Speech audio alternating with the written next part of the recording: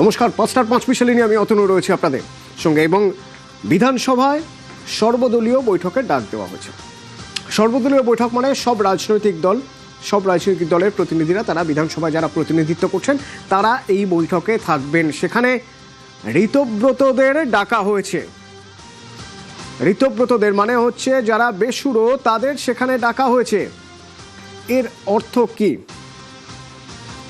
তাহলে কি তাদেরই তৃণমূল হিসেবে স্বীকৃতি দেওয়া হচ্ছে?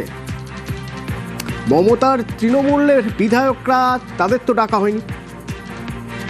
বোঝার চেষ্টা করবো। আমার সঙ্গে আবির রয়েছে। আবির, সর্বদল বৈঠক, সর্বদল মানে যে রাজনৈতিক দলগুলোর প্রতিনিধিরা রয়েছেন বিধানসভায়, যেমন কংগ্রেসের আছেন, যেমন আইএসএফের আছেন, সিপিআইএম এর আছেন, তেমন তৃণমূলেরও আছেন। তো সব রাজনৈতিক দলের বিধায়কদের ডাকা হবে। সেখানে কাদের ডাকা হয়েছে আর এটার ইঙ্গিত কি, ব্যাখ্যা কি? অতনু, প্রথমত হচ্ছে যে রাজ্য বিধানসভাতে প্রথম এই ধরনের কোনো ঘটনা ঘটছে যে যেখানে বিরোধী রাজনৈতিক দল একটি রয়েছে, অর্থাৎ একই প্রতীকে তারা জিতে এসছে, যদিও তাদের মধ্যে ভাগ হয়ে গিয়েছে।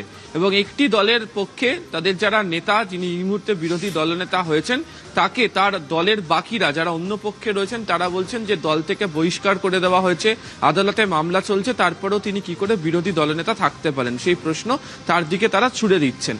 যদিও আজকে রাজ্য বিধানসভাতে বিধানসভা অধিবেশন শুরু হওয়ার আগের যে সর্বদলীয় এবং কার্যনির্বাহী কমিটির যে বৈঠক, সেখানে দেখতে পাওয়া গিয়েছে যে ঋতব্রত বন্দ্যোপাধ্যায়, সন্দীপন সাহা, জাভেদ খান, আখরুজ্জামান তারা প্রত্যেকে উপস্থিত ছিলেন। এবং তুমি জানো যে এরাই এই মুহূর্তে আলাদা একটা ব্লক হিসেবে তারা নিজেদেরকে প্রতিস্থাপিত করছে এবং ঋতব্রত বন্দ্যোপাধ্যায়কে রাজ্য বিধানসভার তরফ থেকে বিরোধী দলনেতাও করা হয়েছে।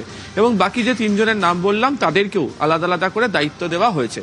গত কয়েকদিন ধরে আলোচনাতে ছিল যে রাজ্য বিধানসভার মধ্যে তাহলে আসল তৃণমূল কারা, আর যারা তৃণমূলের বাকি অংশ রয়ে গেল তাদেরকে কি হিসাবে বিধানসভার মধ্যে তাদেরকে পরিচয় দেওয়া হবে।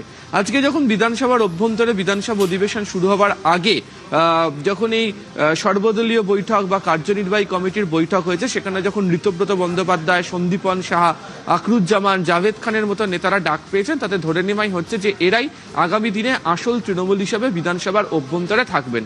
গতকালকে ঋতব্রত বন্দ্যোপাধ্যায় তিনি স্পষ্ট করছিলেন যে সাংসদরা দিল্লিতে কি করছেন তার সঙ্গে তাদের যোগ নেই এবং তারা যে কোনো রাজনৈতিক দলের সাথে মিশে যাচ্ছেন না, তারা যে আলাদা ব্লক তৈরি করে এগোবেন, সেই প্রসঙ্গের কথাও তারা বারবার ধরে এর আগে উল্লেখ করেন। এবং সেদিক থেকে দেখতে গেলে আজকে বিধানসভার পরিচালনা সংক্রান্ত বৈঠকের ক্ষেত্রে স্পিকারের আমন্ত্রণে তাদের যোগ দেওয়ার বিষয়ে আগামী 18 তারিখ থেকে যে বিধানসভার অধিবেশন শুরু হতে চলেছে তাতে তারাই কার্যত আসল তৃণমূল হিসাবে নিজেদেরকে প্রতিস্থাপিত করবে।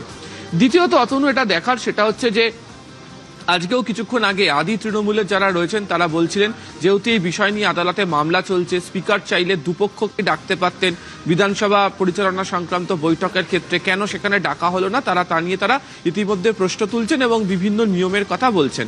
আবার ঋতব্রত বন্দ্যোপাধ্যায়দের যে তৃণমূলের ব্লক, যাদেরকে বলা হচ্ছে নয়া বিদ্রোহী ব্লক, তাদের তরফ থেকে পরিষ্কার করে বলা হচ্ছে যে তাদের কাছে প্রকৃত অর্থে সংখ্যা বাড়ছে এবং 80 জনের মধ্যে তারা এখনই বলছেন যে 65 জন তাদের পক্ষে চলে এসছেন, আরও সংখ্যা তাদের বৃদ্ধি পাবে। এবং 18 তারিখ থেকে যে বিধানসভার অধিবেশন শুরু হচ্ছে প্রথম দফাতে, যা 25শে জুন পর্যন্ত চলবে, তার মধ্যে তারা বলছেন যদি কোনোদিন স্পিকার মনে করেন অধিবেশন কক্ষের মধ্যে সকলের সামনে ফ্লোর টেস্টে তাদেরকে শক্তির প্রদর্শন করতে, অর্থাৎ তাদের হাতে কত সংখ্যক বিধায়ক রয়েছে তার প্রমাণ দিতে, তাহলে তারা তার প্রমাণও দিয়ে দেবেন। ফলে সব মিলিয়ে বিধানসভা এই যে ঋতব্রতদেরই আসল তৃণমূল হিসেবে ভাবা হচ্ছে বা ধরা হচ্ছে, যেহেতু তাদের কাছে সংখ্যা আছে, সেই সংখ্যার জায়গা থেকে এটা কি, এই ইঙ্গিত কি আগেই পাওয়া গিয়েছিল যখন তাকে বিরোধী দলনেতা হিসেবে স্পিকার মেনে নিলেন? প্রথমত তাই।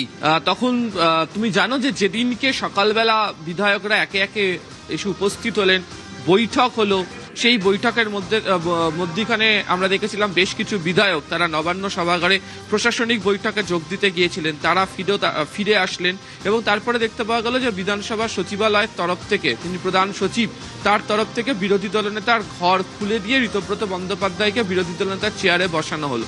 তখনই ইঙ্গিত মিলেছিল। কিন্তু তারপরেও দেখতে পাওয়া গেছে গত কয়েকদিন ধরে এই নিয়ে আদালতে মামলা, দিল্লিতে সাংসদদের এই ঘটনা, বিভিন্ন আইনি প্রক্রিয়া নিয়ে কথা, সমস্ত কিছু হয়েছে।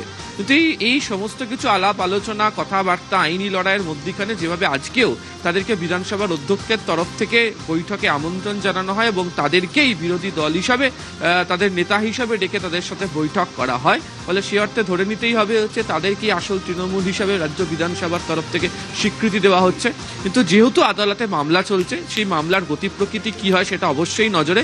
তো বিধানসভার ক্ষেত্রে বলা হয় বা পরিষদীয় ক্ষেত্রে যে স্পিকারের সিদ্ধান্ত যেহেতু চূড়ান্ত বলে পরিগণিত হয়, ফলে আমি তোমাকে যেটা কিছুক্ষণ আগেই বলছিলাম যে ঋতব্রতরা বলছেন যে তারা ফ্লোর টেস্ট করেও তারা তাদের শক্তি, রাজনৈতিক ক্ষমতা, বিধানসভার অভ্যন্তরে নাম্বার তারা সেটা প্রমাণ করে দিতে পারবেন। তবে আজকে যেটি বিধানসভার অভ্যন্তরে ঘটেছে তাতে স্পষ্ট ইঙ্গিত বৈঠকে যেভাবে তাদেরকে ডাকা হয়েছে তাতে তারাই আসল তৃণমূল হিসাবে আপাতত রাজ্য বিধানসভার অন্দরে প্রতিষ্ঠিত হতে চলেছে।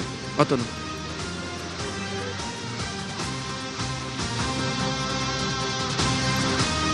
আর এদিকে এবার দিল্লির খবরে নজর রাখা যাক।